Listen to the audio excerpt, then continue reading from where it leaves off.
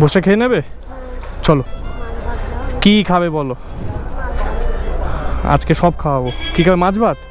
আচ্ছা আচ্ছা ঠিক আছে, কোনো অসুবিধা নেই। বসো দিদা এখানে। হ্যাঁ চলে আসো। হ্যাঁ কেন? এখানে ভাত খাবে? আবার ভাত লাগলে ভাত নিয়ে নেবে ওখান থেকে। আর লাগবে না? আমি তাও বলে দিয়েছি তোমার লাগলে তুমি নিয়ে নিও ভাত। একবার অনেক, ঠিক আছে খাও। তোমার তুমি এখানেই থাকো। হ্যাঁ, যখনই খাবার হবে তুমি এখানে বসে খেয়ে নেবে। টাকার চিন্তা করো না, ভগবান যেটুকুনি দেবে আমি দিয়ে সাহায্য করে দেবো।